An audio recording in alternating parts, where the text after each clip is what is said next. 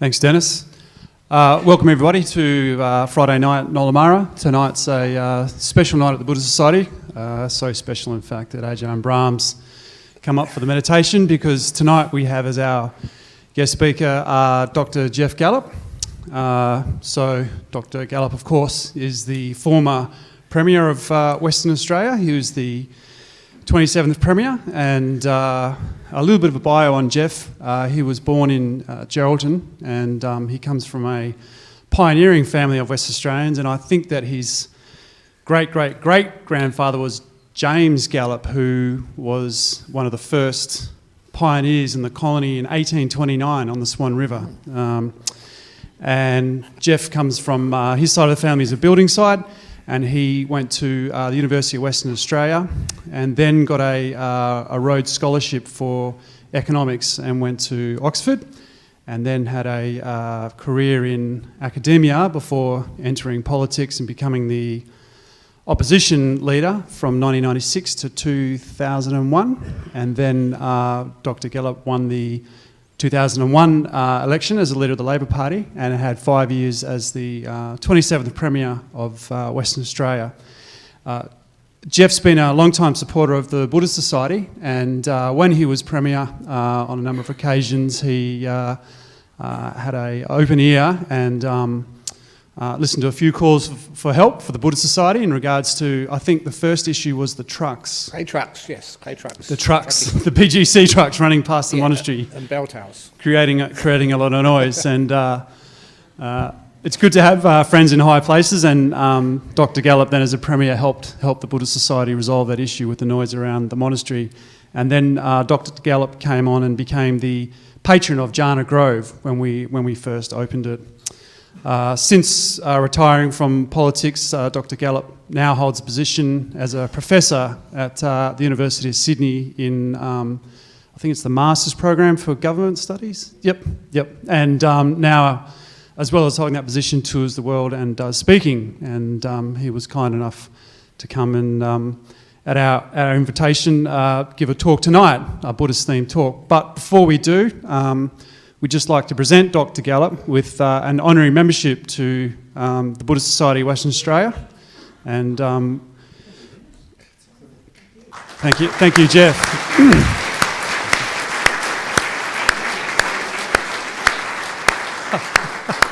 Very good.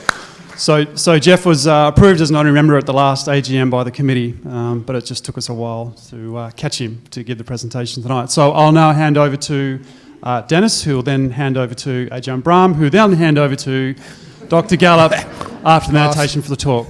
Thank you. Pass the candle. Thank you very much, Drew. And it is very, very nice to have Geoff Gallop along tonight and have the anticipation of hearing what he's going to talk about tonight.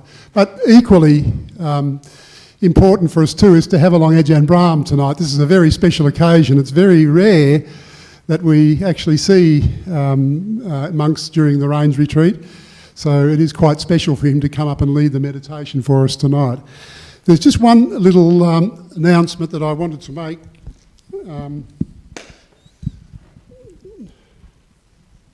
Tonight, that's in the book, just with regard to the introduction to Buddhist, really the Buddhist etiquette sessions that we've been running. There's another one of those going to be taking place in 2 weeks' time. So that's the 7th of September. It will start. The first topic is really just around the etiquette of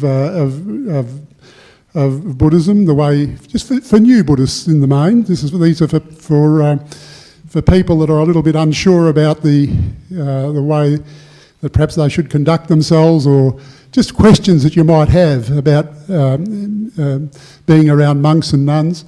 So that's September the 7th, and then that runs on for 4 weeks. So the 5 precepts, the 4 noble truths, and then the Noble Eightfold Path.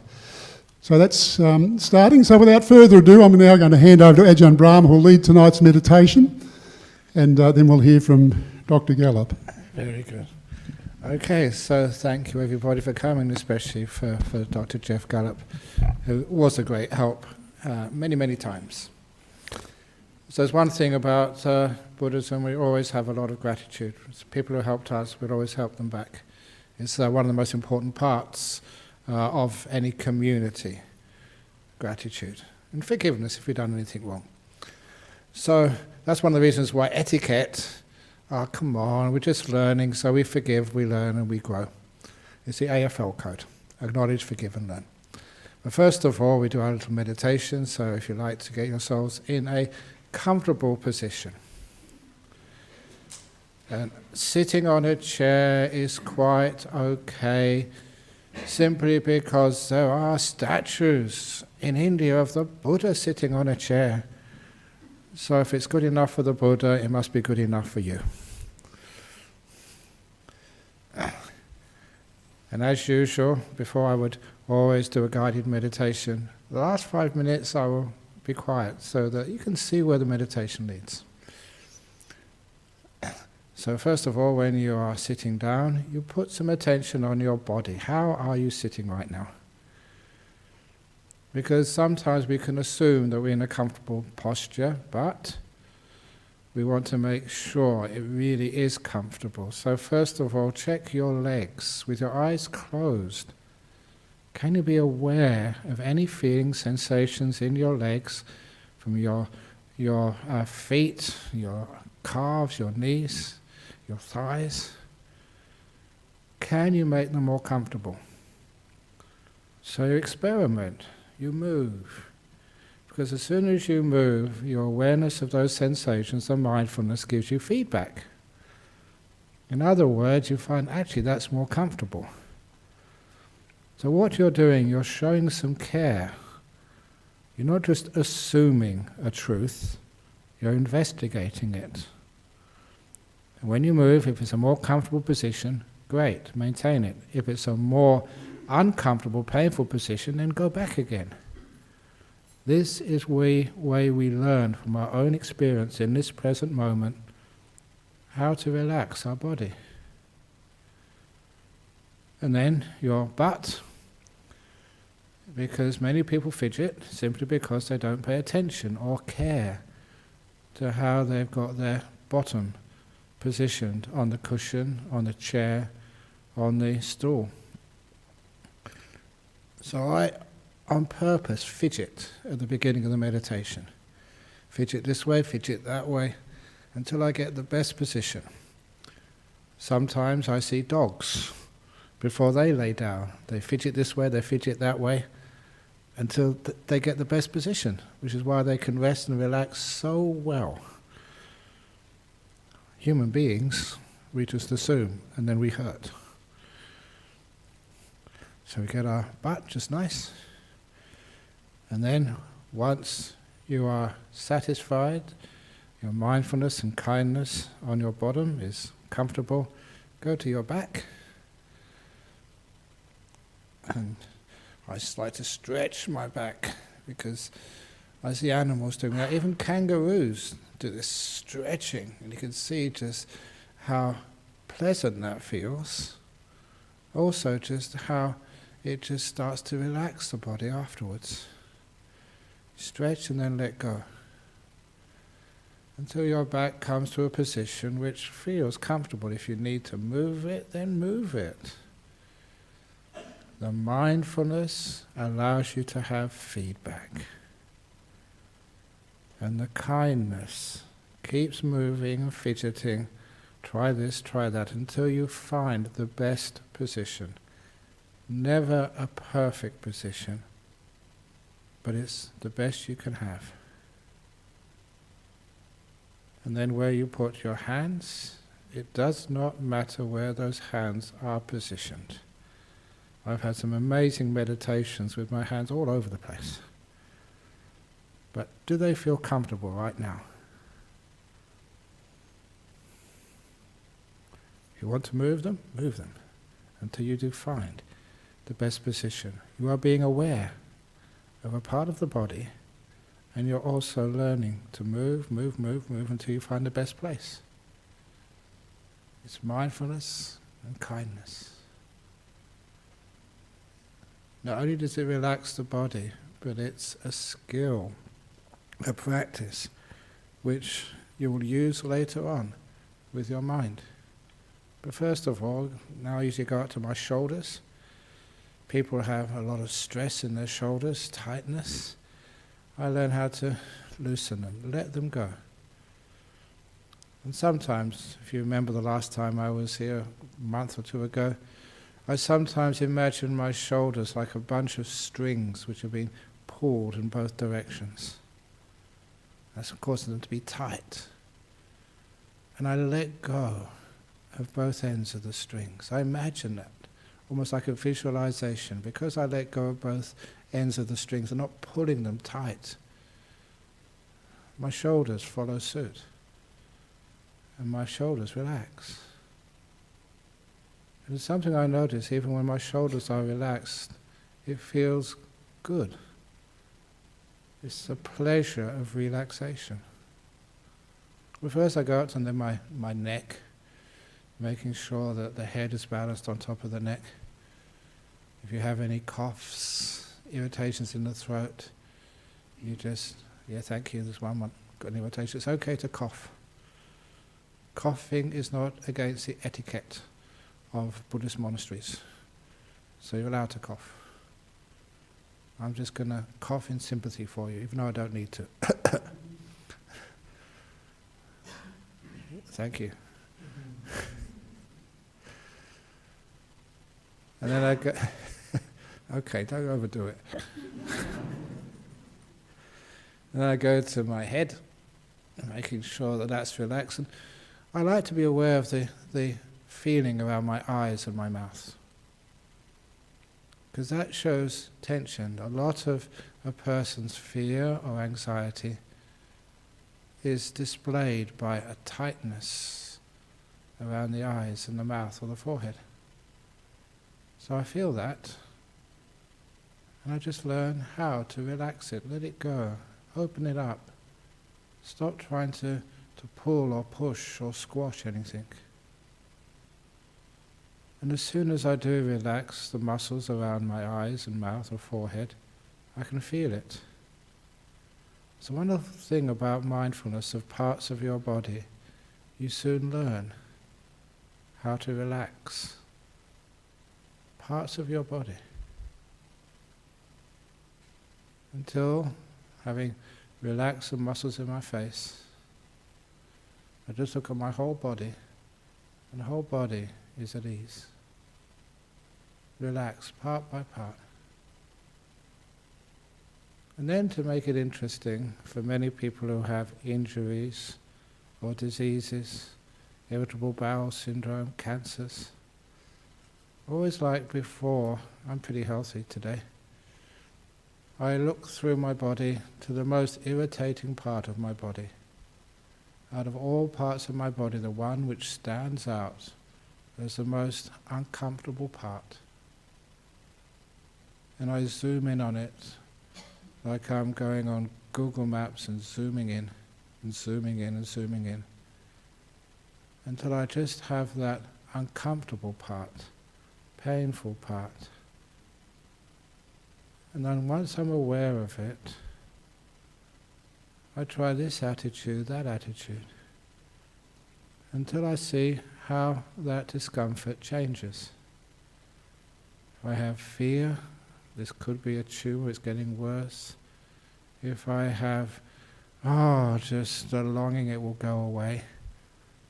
Any type of control, I find that feeling gets tighter, more uncomfortable.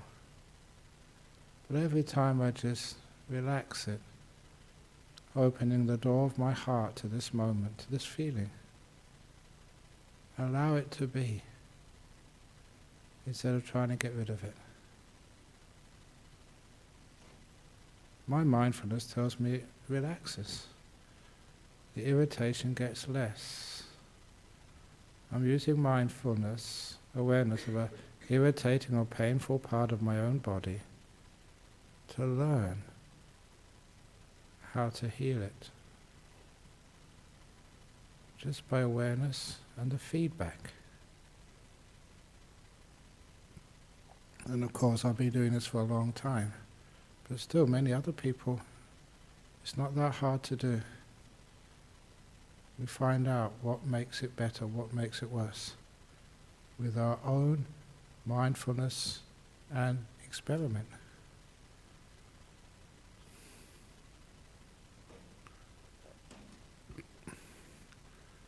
And again, I also notice that once the body does relax, there is a certain pleasure of a relaxed body. It feels joyful even. And I indulge in any pleasure of relaxation, because I find as soon as I notice the pleasure of an open, relaxed body, the relaxation goes deeper. The mindfulness of pleasure, a stable, relaxed pleasure, not an exciting pleasure, takes the body to a deeper level of peace. It's why massage, why just laying on a recliner on the beach is so popular. You relax the body.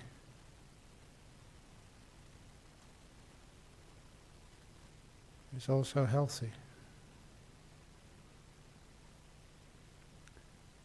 And you are developing mindfulness, kindness and joy, important part of meditation.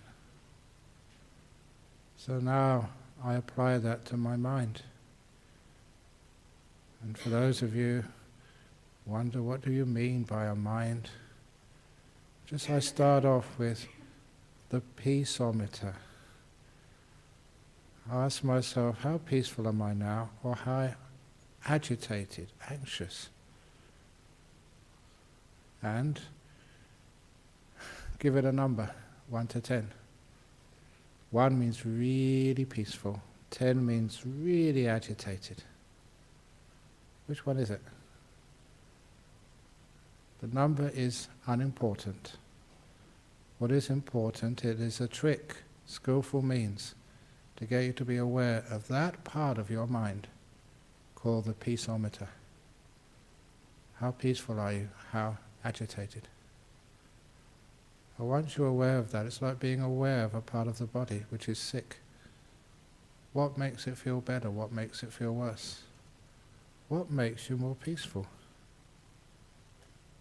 What makes you more agitated? Instead of believing me, believing the books, you experience this directly for yourself.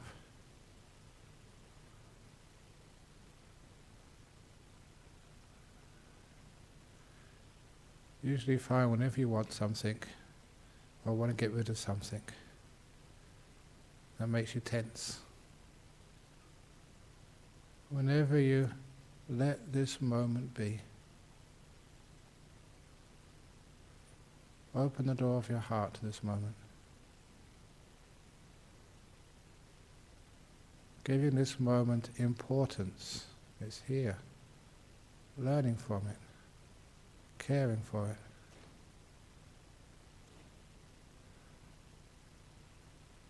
Find you relax.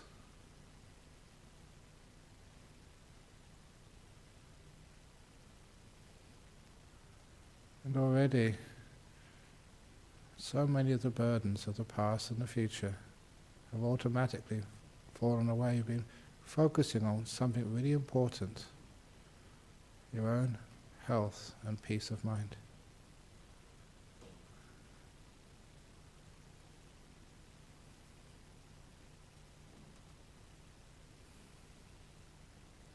If you do have many burdens, always remember that simile of the person carrying the 2 heavy shopping bags. You've done that before.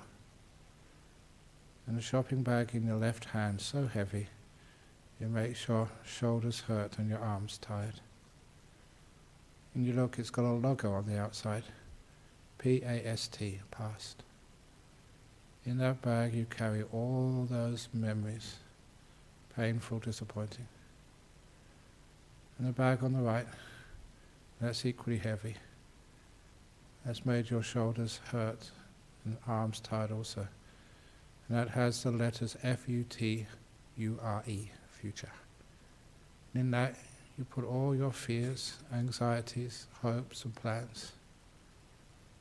You've been carrying them for too long.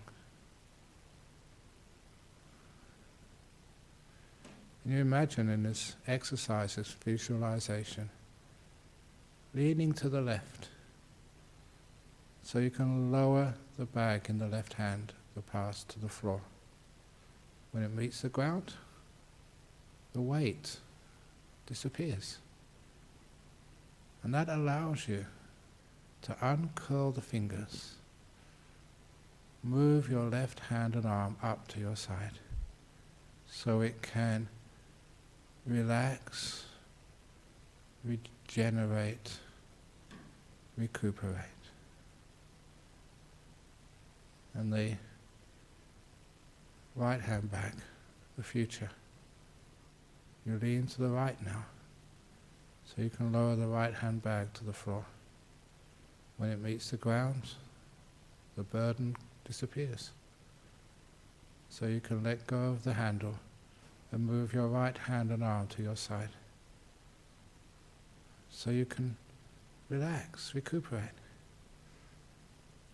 And in this little mental exercise, you know that those bags are going to be there for you afterwards, unfortunately. So you don't need to worry that you're being irresponsible. You're just putting them down so you can recover.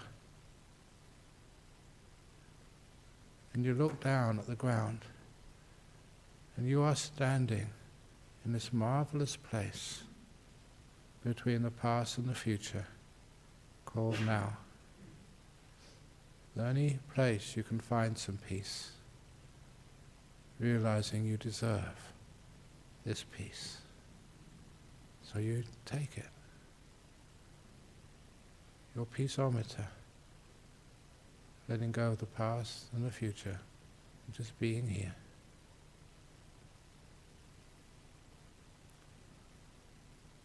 A house is made of many bricks.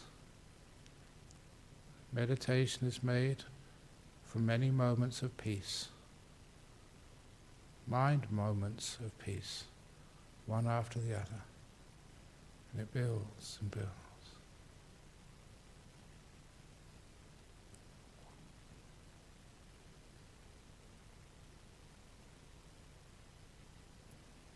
And what do you watch? Whatever's here. Whatever you're aware of right now is important. Care for it.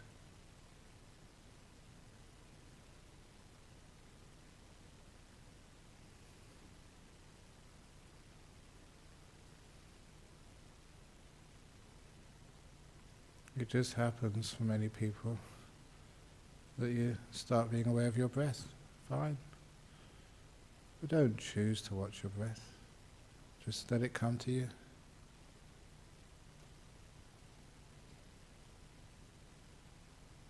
And if you do, respect and value your breath.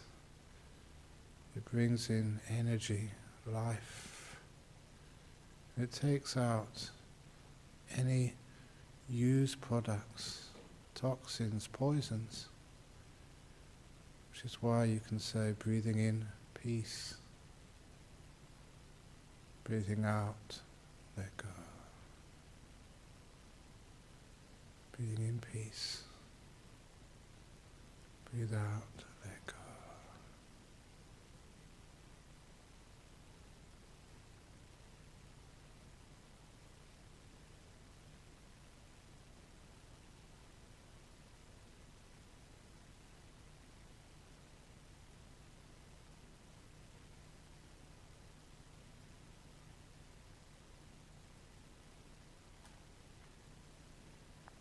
If the mind relaxes, it also feels pleasant.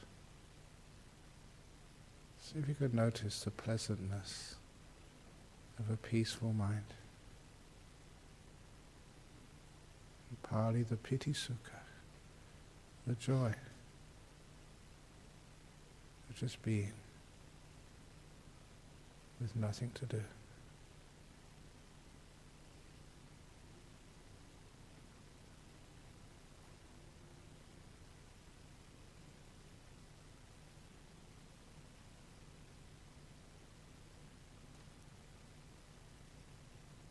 For those of you especially who are Buddhist, doesn't matter those who aren't, doesn't matter.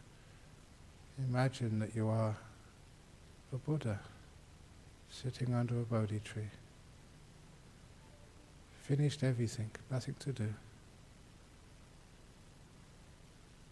Not trying to achieve anything. All has been achieved. Nothing needed, nothing missing, nothing wanted. Imagine what it must be like. Visualize and feel the peace and the stillness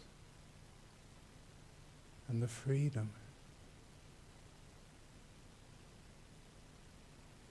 I'm going to be quiet for a few minutes.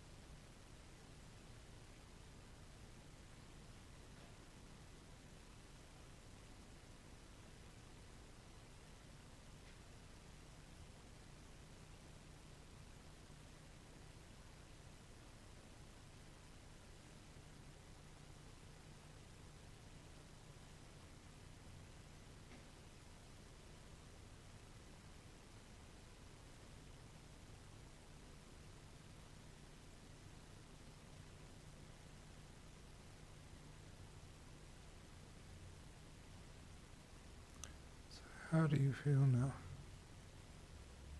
It's coming close to the end of the meditation. Remember, the feedback from mindfulness is how you learn. If it's worked, you can feel the beautiful peace and relaxation. It will encourage you to try the same again for your physical health and mental well-being and clarity of mind.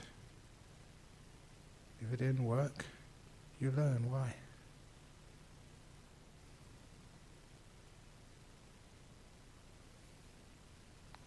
I will now ring the gong 3 times.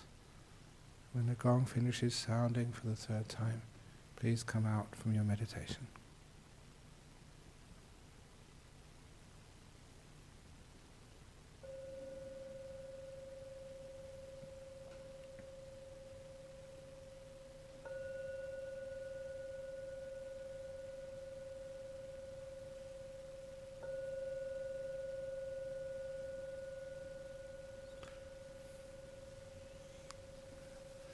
Very good. So thank you all, and please excuse me. Just like Cinderella, I've got to get back to the monastery before my chariot turns into a pumpkin and my robes turn to rags. It's supposed to be on Rain's retreat. So please excuse me, Dr. Gallop, but I will hear your talk on the recording. It's being recorded, isn't it? Okay, yeah. Thank you so much. Take care. All the best. Thank you. Thank you. Very good.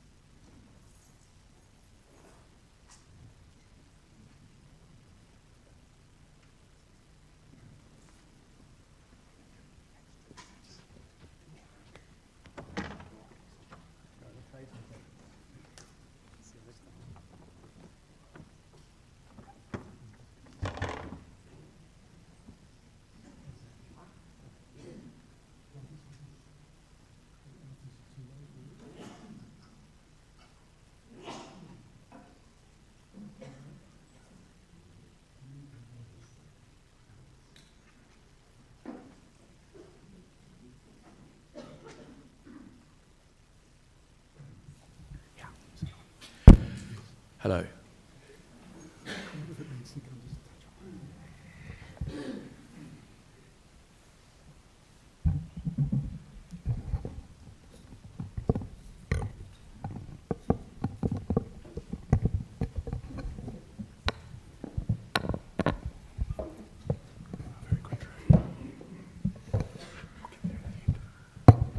There we are. That's great. No, that's fine. Thank you very much, Dennis. And it's great to see so many of my fellow Western Australians, I can still say Western Australia, here this evening. I'd like to talk about a number of things. But first of all, can I say how delighted I am to be here at the Buddhist Centre. I've learnt a lot from reading, particularly reading Buddhist literature. I feel very strongly that it informs. I feel very strongly that it sends you on the right path to living a constructive life. And since leaving politics, I have been doing a little bit of political consulting. And perhaps the most interesting political consult that I did was with the Sangha in Canberra. Ajahn Brahm asked me to come along and do a political assessment of Buddhism in Australia. And my conclusion, incidentally, was that Buddhism had a lot to offer. But the image that was held of Buddhism within the established world was that it wasn't taken seriously enough. And because I do think it has very important things to say. And one of them I'm going to talk about later this evening is right speech. As you know, politics transmits itself through speech. The community transmits itself through speech, and the way we speak is very, very important. And that's just one thing, one contribution from the previous incarnation that I had as a politician that I think was very important. I also had great pleasure in meeting with Dennis again. And Dennis is a very strong part of my thinking. When the Jhana Grove Meditation Centre was being opened, and many of you might have been there, it was not long after my first wife had passed away with cancer. And I was feeling a bit down and out and wondering where the world was going to go after 30 years of marriage, to lose your wife like that.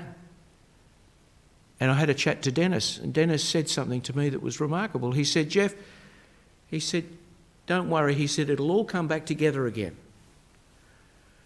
The next day, I got on the plane to go from Sydney to Jakarta. There was a lady sitting next to me on the plane. She's now my wife. So I think Dennis, there's definitely something he's got going, you know. What I'd like to do today is something I do with my teaching. And for those of you that are teachers, you might try this idea out. Take a word and throw it out and then talk about the word. Or a phrase, and make it the basis of your lecture and discussion. Some of my favourite words I've used are sustainability, that's a good one. You can really build on that to talk about all sorts of things. Another one is balance, probably just about close to my favourite word, balance. Compassion, that's a good one. What does it mean? Fairness, very, very important word, and a lot of the work I did as an academic was on what do we mean by this word, fairness. Now, focusing on one word can take you in all sorts of directions. But I came across a very interesting reference, and it related to someone called Sir Harold Bailey. Does anyone in this room know who Sir Harold Bailey was? Sir Harold Bailey was the professor of Sanskrit at Cambridge University.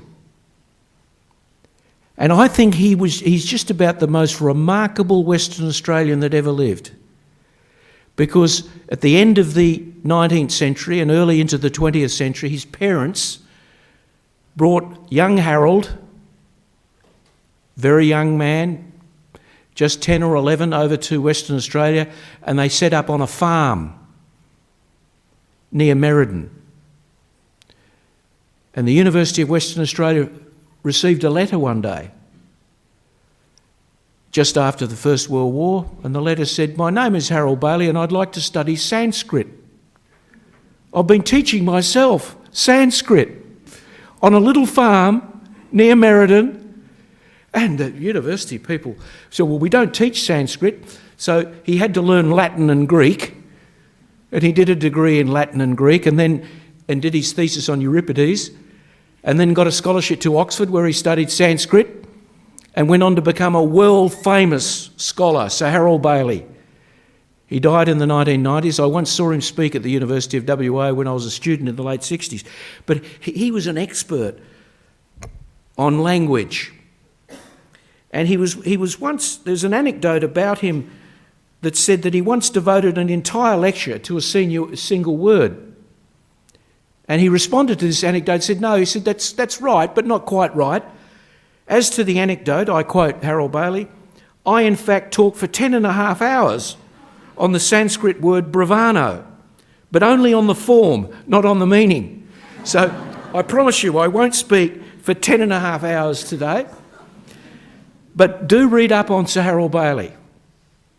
You know, I'm a great believer in universities. I think he's probably the greatest of all Western Australians. Taught himself Sanskrit as a young boy. He had the encyclopedias. His parents bought him a book on some different languages. He had a facility for language. And a remarkable man. In fact, when you walk up St George's Terrace, they have, on one of the footpath slabs, they do recognise his achievement. So what's my word? What's my word for the night? Well, I love the story that Ajahn Brahm has in his book Opening the Heart on the 3 questions. You know the story of the 3 questions? What is the most important time? Now, because in fact there is no other time. What is the most important who is the most important person? The person you were with. And what I like about that is it could be you, because for a lot of the time you're actually on your own. And then there's the third thing. What is the most important thing to do? And that's to care. To care. So that's my phrase for the night, to care. What does that mean? So I'll leave that with you. And now I'd just like to say a couple of things about Buddhism before I come back to caring. Why have I been attracted? Let me share some of my ideas with you on why I'm attracted to Buddhism. The first thing I like is that it puts at the heart of things the personal search for the truth. Two things about that I like. The personal search for truth. It has to be meaningful to the person. As you know, there are lots of things we can believe in, but really they're just attached to us a little bit like the suit I've got on tonight. They're not really going to the heart of your thinking or your being, but you're attached to them somehow or another. You find them, but they're not part of your person. You're not satisfying yourself that's really what you believe or what you think. And the other part, of course, is the search for the truth, which is very important. We shouldn't just rely upon the conventions of our society, the social mores. We've got to think for ourselves and learn about the world, continually testing the views that we might have. And so I love this idea that life should be a learning experience. I love the idea that you've got to make it meaningful for yourself. And this is all very consistent, of course, with modern science. And I remember having a long conversation on this particular subject with my very good friend who passed away just recently, Laki Jayasuriya, who's a professor of social work at the University of WA, a very close friend of mine. He introduced my sons to all the Sri Lankan cricketers, which was a wonderful day, in their heyday when they were winning all the games. And also he was a great conversationalist on all sorts of matters, but particularly on Buddhism. And he said, really, Buddhism is very consistent with modern science, an empirical approach to search for facts. Didn't have a narrow view of what the facts are, but encourage people to really think through issues for themselves, to be on a personal journey to find the truth, to explore, to examine, to test, not just accept a certain dogma, but to really test it for yourself. This is very important. And particularly in the world today, actually, it's important because there is a view among some circles that really science doesn't matter. It's that your opinions matter, and my opinions are facts.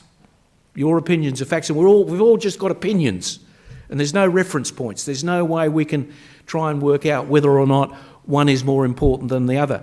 And you know, in that sort of world, there's only one way you can resolve conflict, and that's through power or persuasion, not through rationality and reason.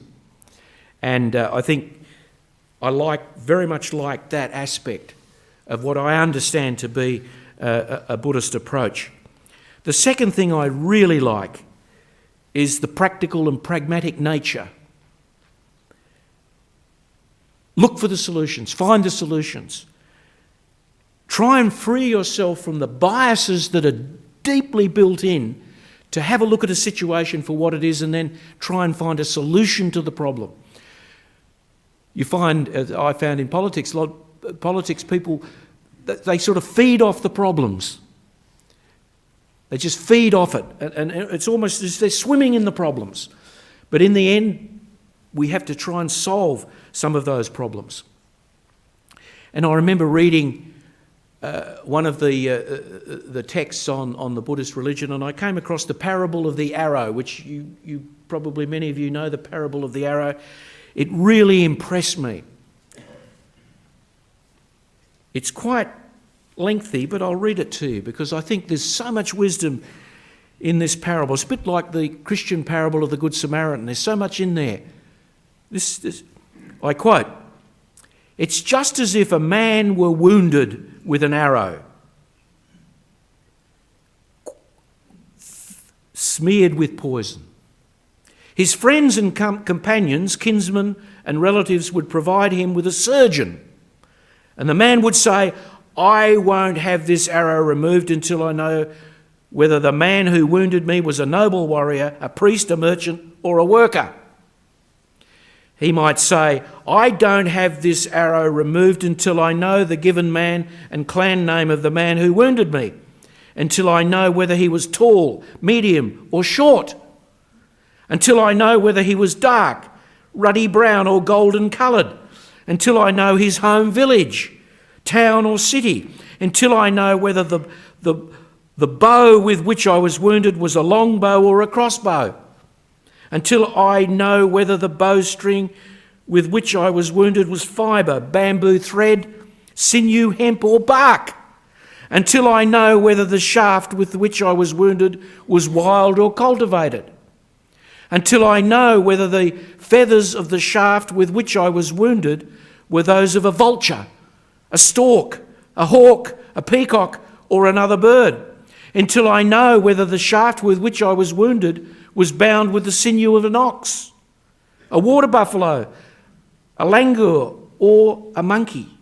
He would say, I don't have this arrow removed until I know whether the shaft with which I was wounded was that of a common arrow, a curved arrow, a barbed, a calf-toothed, or an oleander. The man would die, and these things would still remain unknown to him. And as the great Buddhist scholar and activist Thich Nhat Hanh said, life is so short. It must not be spent in endless metaphysical speculation. That doesn't bring us any closer to the truth. This idea, I think, you do it.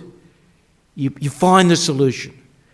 And it's from that you learn. The great American pragmatist always interested me. I think John Dewey, who was the great American philosopher, was a pragmatist, said, how do we get to the truth? Well, we've got to get the theory and the practice together. You can't just have the theory. You have to have the practice, and you have to see what it tells you. What does it mean to live in a good society where we work at it and we find out things and hopefully learn from them? It's practical. Look for the solution. Two people are at war, look for the solution. And it's a very good habit of thinking. And as you know, a lot of politics doesn't do that. It goes for the fight rather than for the solution. So the third thing that I find, first thing I think is this idea of the personal search for the truth, the importance of evidence and inquiry. It's got to be, you have to understand it yourself. It's an obligation on you to learn. That it's practical and pragmatic. My third one would be that it reminds us that everything is connected. Everything is connected. The world is an interconnected whole, all the different parts fitting together. Now, there's lots of ways in which we should learn from that. One of them, of course, is that, if one thing is done, there will be consequences. There are always consequences. There's no such thing as something that we do that doesn't have some consequences. The way we speak, for example. And a lot of people talk about the freedom, which is very important, to speak as you feel. I'm not so sure that it's a good idea to just speak as you feel all the time. And the first thing that comes up, I think there needs to be some modification going on there so that you take into account the interests of the person you're speaking to and the broader questions. But there is some people have the view, it doesn't matter what you say or what you do, it's your right, you go off and do it. And all of the responsibilities taken away. But as soon as you understand that the world is an interconnected whole, you do know, or you should know, I think, that what you say and do will have an impact. It will have an impact. And it's part of the caring that I'll talk about in a minute, that we think about what we do. What are the implications? How is it affecting other people? And so I like that aspect, that we understand the world as an interconnected whole, with all parts connected, and what we say and do has a consequence, or has consequences, in fact. Finally, my fourth point is that it very much focuses on how we should live together, and indeed on how we can live together. One of the most important questions that I think we need to ask is, how do you live with difference? And we live in a multicultural society, so we've already got a difference. We live in this multi-religious society, we've already got a difference. We live in a society where people have different views on all sorts of subjects. We've already got a difference. And what I find about the aspects of Buddhism, one, I said it's interested in what the evidence is and looking carefully at science. It's interested in finding practical solutions to things. It accepts that the world is interconnected. If you take all those things and throw them into the mix, it's very good at asking and finding solutions to this question, how do we live together? Because you've got to transcend, in some sense, your own interests to live in a bigger a world where there's different interests. The difference can be race, religion, gender, class, sexuality, nation. Living together is a very, very difficult task. And I find that when I read the literature on religious dialogue, I always found the Buddhists seem to be much better at understanding how you've got to listen, learn, show respect. Sometimes very difficult when you're dealing with extreme people who have extreme views, very, very difficult. But it encourages us to try and find a solution. I remember I gave a talk way back in my early time in politics on the question of living with difference. And I said, well, I'll ask a couple of people. And I knew a very impressive Muslim scholar from up in Malaysia, and I had a friend who was an Anglican minister of the Christian religion. Ajahn Brahm wasn't part of my intellectual universe at that point, but I certainly would have asked him as well. But I said, what's the answer? And they both said the same thing, and I was quite impressed. They both said, well, what you've got to do is make sure that people of different religion are working on the same problem together, because they'll learn that we're all the same really, and we've got to solve this problem, therefore we've got to get on together rather than to divide up. I thought that was quite a good answer to the question of living together. But in the literature, I find the Buddhist tradition is very strong on reconciliation, very strong on listening, very strong on deliberation, very strong on thinking through, not just talking to someone else, but really engaging with them, which are all the good values that we need for a democracy to work properly. And so that's, I suppose I'd say they're the four reasons why I found Buddhism a very constructive contributor and something that gives great meaning to life. And when I did the talk to the Sangha on the politics of Buddhism in Australia, I really feel these messages should be higher up the order. You know, the established church tends to be asked on a lot of these questions, and I find that they don't have very good answers. Some of them come up with good answers, but generally speaking, when a Buddhist is asked these things, they come up with better answers. And so I think there's a challenge there. There's a challenge there for Buddhism in Australia to perhaps have a higher profile when people are thinking of public policy, etc. So that's just a little diversion that I've taken, but I'm going back to my first issue, to care. What do we mean by to care? Wonderful. Now, when I thought about this, my first thought was the West Coast Eagles. Remember Mick Malthouse? The great days. I've been to football heaven. 2006, they lost to Sydney by 1 point. 2007, they won by 1 point. I don't need to... I'm happy. Totally happy about football. I don't need to go... The Eagles are doing well. I'm happy to see it. Very happy. That was heaven. And Mick Malthouse had this thing, the 1%. Do you remember the 1%ers? It's quite a good expression. He said the 1%ers are when someone heads off and he's got the ball and you're way behind and you give it away. He said the really good one, they'll chase, because you never know. The guy might fall over and drop the ball and then you can pick it up. But if you haven't done the 1%... So that's my football reference for you for this evening. The 1%ers. I would like to talk about to care. I think there are three dimensions that are interesting to me. The first one is caring for yourself.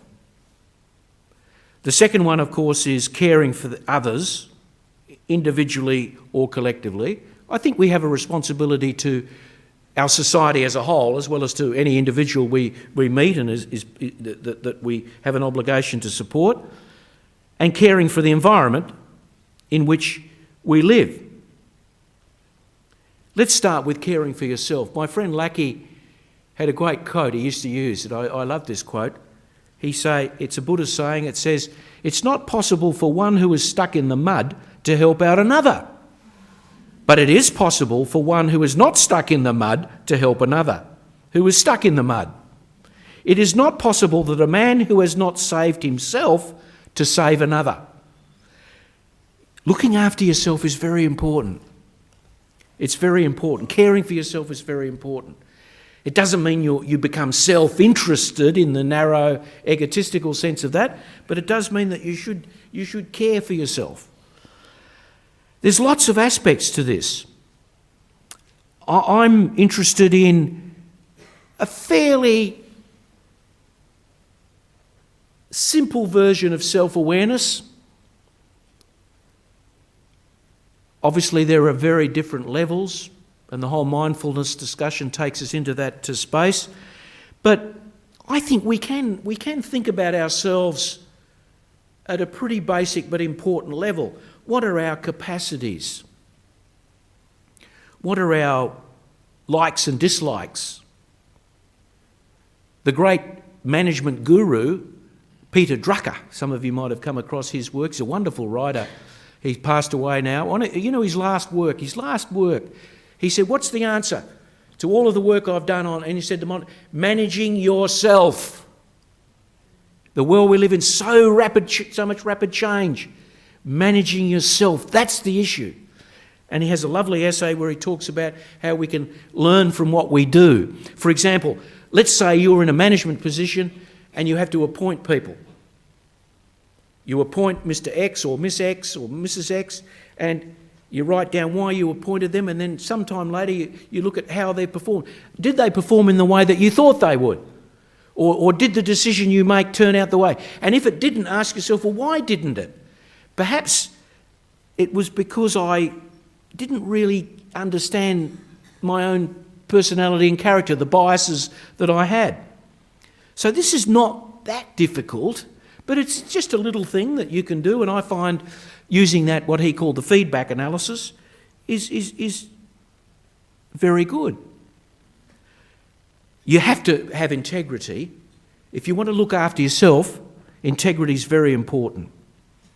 If you're in a world that is working in a way that you really can't cope, for example, you may be quite a conservative type of person working for a high risk-taking entrepreneur, and you're just uncomfortable. You can't work in that sort of a way. You have to be true to yourself. And if you're not true to yourself, the consequences will flow in without any question or doubt. If you're uncomfortable, it will reflect. Again, back to my point, you can never escape consequences. And of course, compassion, interestingly, is better for you than the reverse or the opposite. Heartlessness is not good for your health. So I think this idea of caring for yourself is a very, very important part of the caring agenda. Think about yourself, your capacities, your deep likes and dislikes. Monitor your relationships and at work and your commitments. Are you in the right job? Have you got friends who you can talk to? Check on your conscience. How's your conscience going? This is important, I think, part of caring. If you don't care for yourself, it's very hard to care for other people. And there's also a simple fact of the life. If you care, and I hate to say this, but in a sense, if you care too much, and by that I mean you don't care about yourself, you might find you're ill, and you can't help other people if you're ill. You're stressed out. You can't cope. You're helping other people if you're in that situation. Now, it's interesting that I've said that I think part of caring for yourself is caring for others as well. Definitely, there's a lot of evidence now on this, that if you're altruistic and you're committed to helping others and you're involved with helping others in all sorts of ways, there's a health spin-off. There's definitely a health spin-off. So what we're learning here, I think, is there's something about human beings that we can learn. You know, we work in societies, we have emotions, we have feelings, and if we work all of this carefully, we can get good. We can get some good in this world. It's not impossible to make a happier world. Now, what about caring for other people? Well, I think there's sort of two aspects to this. One aspect is the people that you're sort of close to or that you come across, and where perhaps the word compassion comes in. Compassion's a very tough word, by the way. It's a good one for a discussion. Compassion's not just about doing something that will be helpful, which is important. It means you're really into it. Your gut, your internal, you really feel. I lived in Fremantle for some time. We had a wonderful neighbour who was a lady from Italy, no education. She was in fact illiterate. But she had a beautiful garden out the back, you know, as a lot of Italian migrants did to Australia. And when something happened in the world, like a flood or whatever, she just burst into tears. She just burst into tears about this terrible, and she found she couldn't do anything about it, but she had enormous feeling. So I think compassion's important. Difficult. The parable of the Good Samaritan's a good one, coming from the Christian religion. Very challenging, very challenging. But that's the sort of challenge that, you know, distinguishes the real humanity that we have. There's also our collective caring. I mean, we have to care for our society, and is it functioning well? Is everyone getting a fair go? I think it's important. And it's citizenship. It's all about citizenship. And I think I gave a talk earlier today at Curtin University on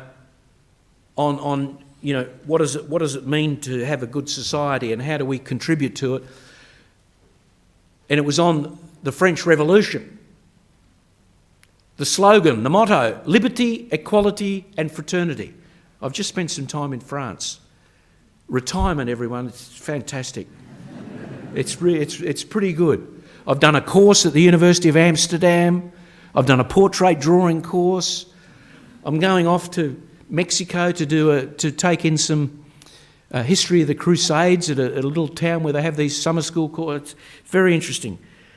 But the French had this thing, liberty, equality, fraternity. Now, put the fraternity to one side for a second. Liberty and equality. If you get a good mix of freedom and equality, you've got a good society. And you know, you have to fight for it. You have to make sure that somehow or another the message is out there that if we get these two together, we can get very good outcomes. You have total freedom, you'll get a bit of anarchy, and you might get a huge amount of inequality. Too much inequality, you might have too much state power over the individual.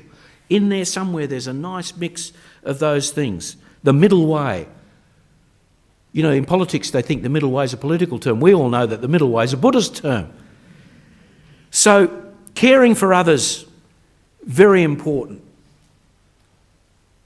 In all of your dealings, you know, are you making the situation better than it was before? Are you actually, or are you just going through the motions, or are you actually actively encouraging a worse result than before? Phew, have we had some politics in Canberra in the last week? So, caring for yourself, caring for the other person, both individually in your day-to-day work, but also collectively in your society and the community that you live in. And then finally, there's the caring for the environment. This is very important. It's the foundation upon which life is built. And it has a major impact on amenity and health. And of course, nature, I'm interested, by the way, in the poet Samuel Taylor Coleridge, the Rime of the Ancient Mariner. By the way, very, very impressive poem, very, very difficult poem. Why did the man shoot the albatross? He just did it. He could, therefore he did it. This worry that there's evil in the world, and you can't necessarily find a cause for it. He went from believing in causes and effects to believing that there was original sin. Very interesting intellectual movement. But anyway, we won't talk about that today. But he was fascinated by nature. He wrote beautifully. He used to go walking, climbing, and of course he became an opium addict, which had certain discomfort attached to it because he, in the early 19th century, by the way, it was painkiller at that time. There was no illegality about it all. But the way he talks about nature and what we can learn from it and how we can feel it, he loved animals. Some wonderful poems on animals, how we should respect and care for animals. And we need a bit of awe and wonder. You know the story, of course, about one of those great American films, Charlton Heston, the ones all about the Bible, all those films they had. The director went to Charlton Heston and said, Charlton, this was the scene where Jesus is carrying the cross and, the Romans are carrying him up there and he's subject to abuse and everything. And the director says to Charlton, this is one of the most important pieces of history for our culture. Put a bit of awe into it. And so then they do the next shot, and the shot goes on to Charlton Heston. He says, "Oh, there goes a man." Well, so the awe and the wonder I think I'm talking about is just what you get from nature, that you need access to it. You need access to it, and it can deliver for health, but also its basic integrity is important. So caring for the environment is very, very important. And so we're left with yourself, the other, and the environment. And we can work out, are we contributing in a positive way to all of these sorts of things? But the one that I've increasingly find myself interested in is to care about the speech that you use, the words you use, and how you use them.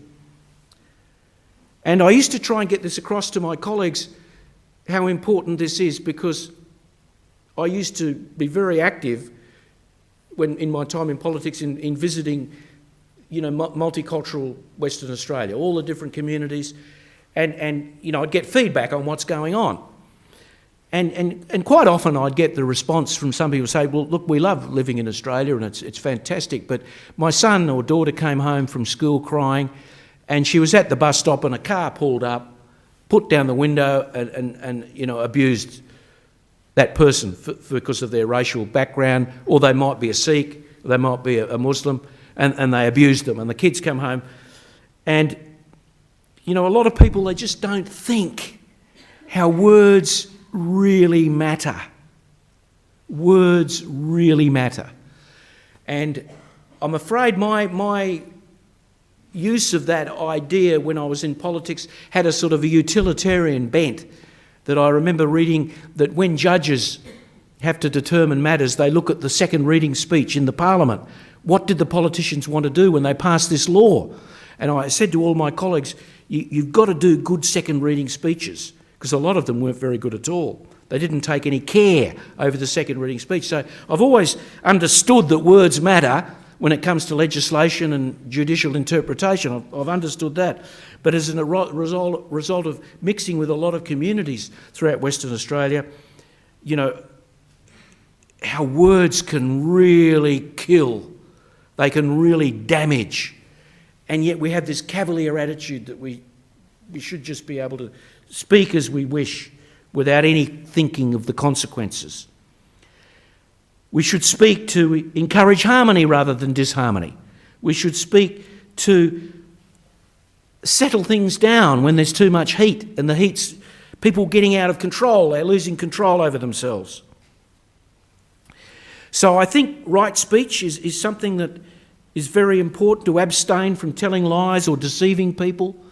Again, it's all contextual. There's always the story of the Gestapo knocking on the door when the Dutch or the Belgian or the French family are protecting a Jewish person in the Second War, and they say, "Have you got so-and-so here?" And you say, no, they shot through 3 weeks ago. I think we can accept that. But deceiving people as a matter of policy, if you like, not good. We shouldn't slander others and speak so as to create disharmony. These things work, by the way. They work. You know, it sounds as though when people say something like this, that, you know, they're sitting up there on the pedestal, you know, lecturing to people. But I've found so often in the real tough old world of politics that I was involved in, and we're meeting people and we have conflicts, sometimes just you can get it down. We had our meditation earlier. You can get it down, and people then start to think objectively. And right speech can be very powerful in solving conflict as well as avoiding conflict. It can be powerful in abstain from rude and impolite speech or abusive speech. Do not indulge in idle chatter. That's difficult for gossip. I remember there was someone who wrote a thesis in politics on the role of rumour in politics. And you watched all the events in the last week, was journalists have said, well, someone told me that he did this. Then that person said, well, we didn't do that. Sometimes people actually throw a story out there, knowing it to be untrue, but to just get it out there because it serves some function. And so I think right speech is very, very important. And there's a tendency that's cropped up in recent years that all opinions are facts.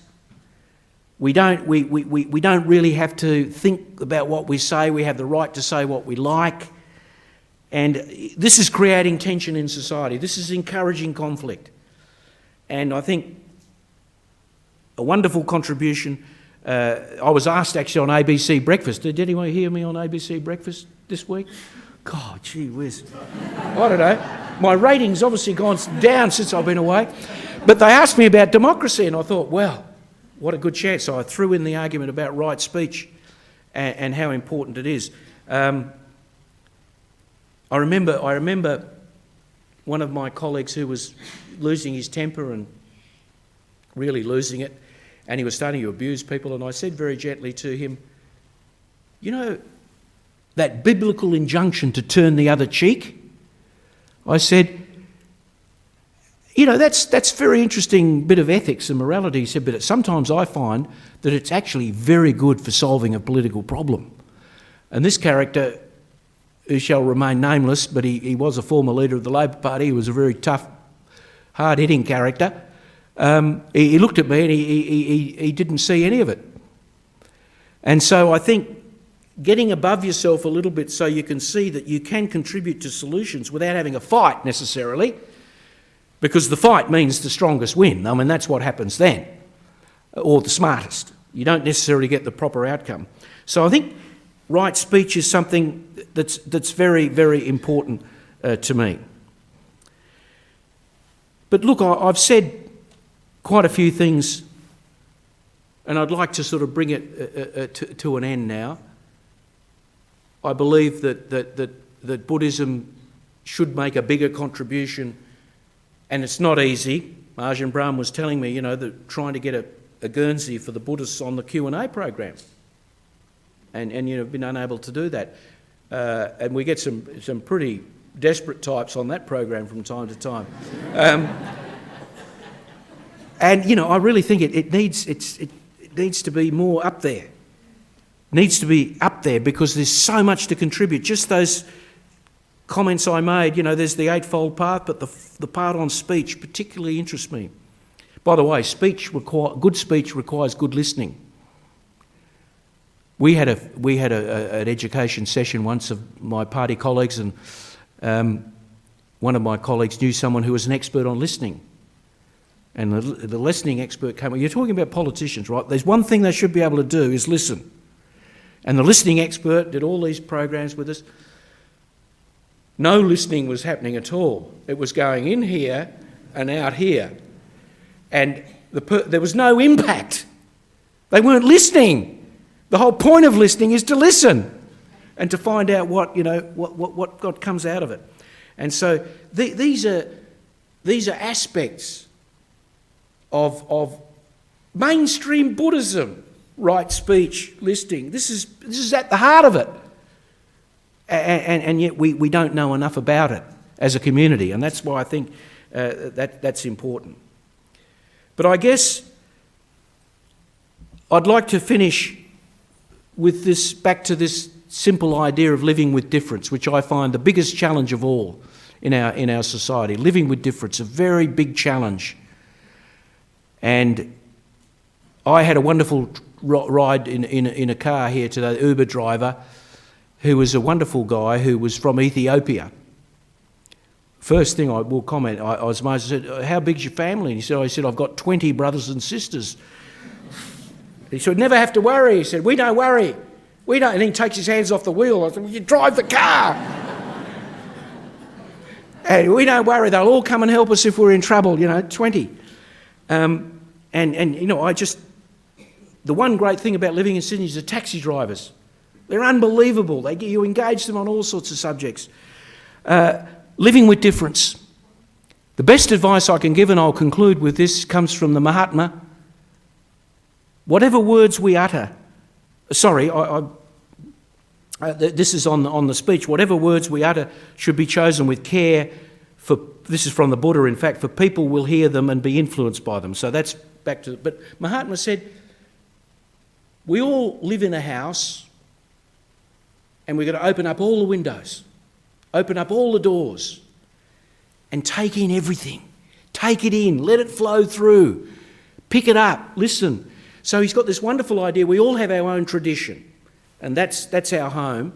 But there are all sorts of other traditions, and we should learn from them. Open up the windows, let it come through. That's why I'm a passionate believer in the multicultural ideal. Australia is so much better now as a result of migration. The understanding that people bring from other countries is now part of our thinking. If they didn't come, we wouldn't have been thinking about certain things. And so Mahatma's view is that we take it all in, we learn from other people, and as I said, my experience has been that when I read Buddhist literature and the wonderful stories that Ajahn Brahm has put together, I see insight there all the time, always insight that can contribute positively to our society. So thank you very much for the opportunity to speak to you tonight. There was a Neo-Confucian who once said in China way back, said that, if you don't like what I'm saying, if you like what I'm saying, I'll be very contented. And he said, if you don't like what I'm saying, I'll be even more contented. Now, how's that? I mean, that's the Eastern tradition. When they set up at the university Western civilization, they've got to have the East in there as well. Thank you very much.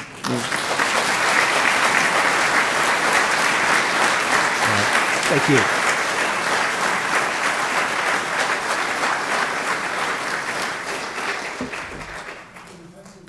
Absolutely. Just incidentally, when I was studying philosophy at Oxford, there was an exam question. And the exam question was, is this a question? And I don't know, but there was a student, I reckon he must have been Ajahn Brahm's relative, because his answer was, well, if it is, this is an answer. So,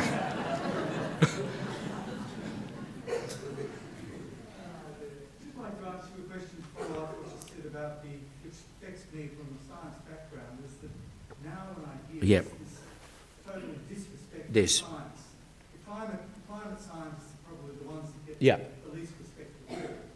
And how opinions are now, as you said, I thought was interesting, that opinions are now becoming fact. That's right. Which reminds us of that phrase, outweighs alternative facts. It does, yeah.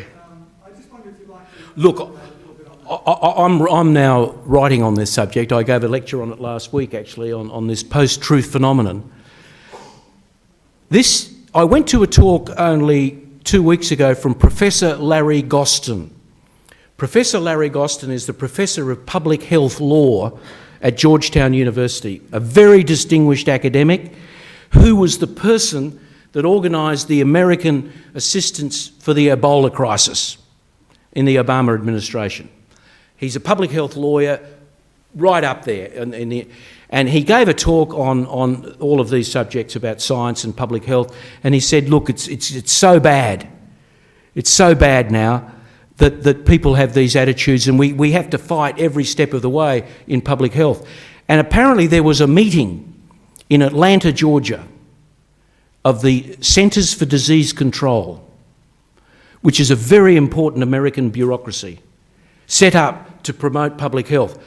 Now, they've got a new government in America. We've had it for a couple of years. We won't mention who the president is, but we know who it is. And they're not allowed to look at gun control. That is not a public health issue. So that's point one. They had a meeting, and the White House sent down their budget people and said, when you put in submissions, have you heard this one? When you put in submissions, there are 7 words you shouldn't use. Number 1, vulnerable. Number 2, entitlement. Number 3, diversity. Number 4, fetus, which is an interesting one. I can't quite see, but I can see that's, obviously there's issues related to abortion there. Transgender, no. Science-based policy, no. Evidence-based policy, no. And Professor Larry Gostin, he said, look, there's only one thing for us to do. We've got to stand up for science. And a lot of the American scientists are standing up because, as we know, science can make an amazing contribution to well-being in all sorts of areas. But who would have thought that a government body would say to people, don't talk about evidence-based policy? That is quite scary. And I think the post-truth phenomenon is a reflection of an angry society, and we've got to deal with the causes as well as the consequences. And I don't think we deal with the angry society by feeding it. If we feed the monster gets bigger. I think we have to try and win people back from these, I think, quite outrageous and dangerous views that are coming forward, because I just want you to imagine something. Imagine a world where there are no points of reference. We've got a point of reference to a lot of our thinking, the way we plan our cities, the way we've organised waste management, the way we get into a plane and go up into the sky, the way we organise our health system, not perfectly, but with all the modern science in there to help people when they're injured, etc. It's a huge underpinning to our existence, informed by research, peer-based, etc., and it's a complete underpinning. There's still debate. It's not perfect. We all know there's still debate about truth and contestability. But take that out. Just imagine this. Take that out. Imagine our society without that bedrock of evidence. The only way you can resolve a difference in that society is through force or manipulation. You either con people and persuade them and manipulate them, or you threaten them and take power. That is the only solution. It is a bad world. It's a very bad world, and it would have dire consequences. And so we have to fight for science.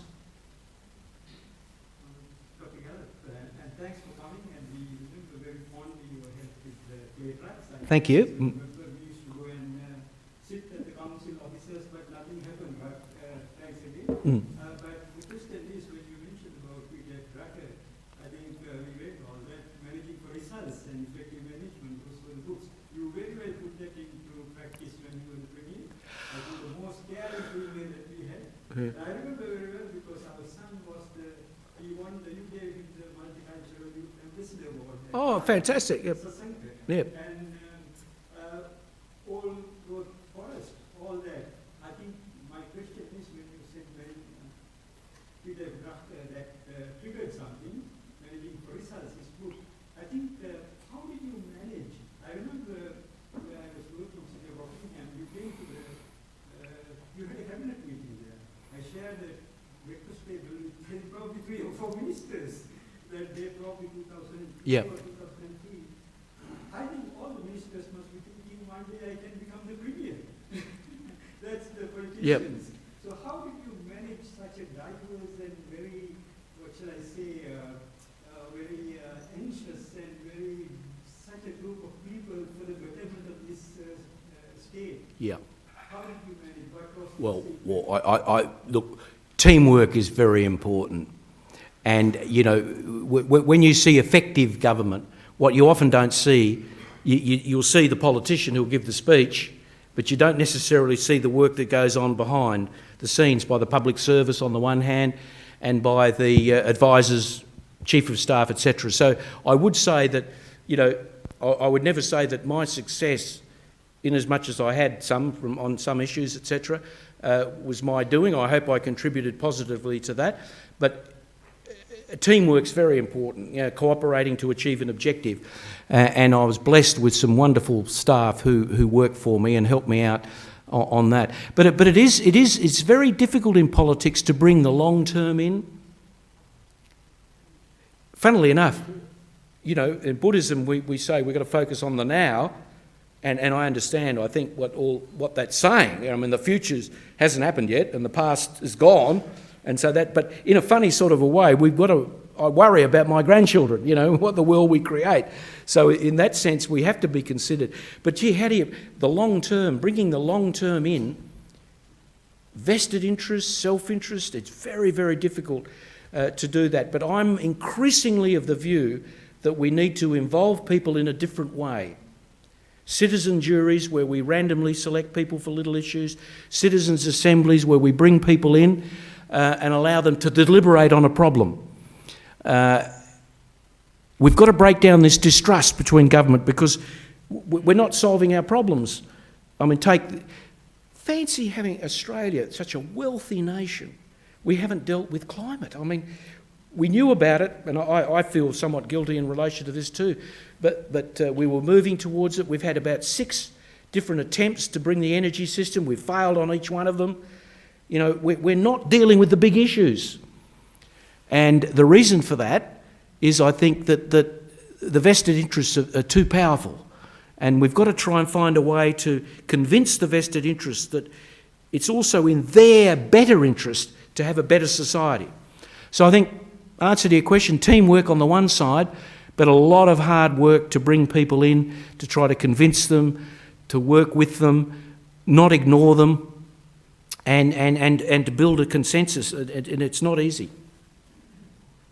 What should we remember? We know you did a lot of infrastructure work as well, like manual railway, not routes and Yeah. but how should we remember you on the spiritual or emotional? Well, you know, just a little thing. I remember I had a wonderful, remember the tsunami? Yes, And I said, well, we should, this is a terrible thing. And I said to all of the religions, I said, all come together and tell the government how you think we should show our sympathy. And they did. And as you know, we went down to City Beach. It was a wonderful. And they all got together. You know, they were all there together coming up with a solution. And so the other thing I was very, you know, I hope that racism's a terrible thing. And you know, and that's a spiritual thing. You know, racism is the antithesis of spirituality in a way. You know, where you're just totally disrespecting someone.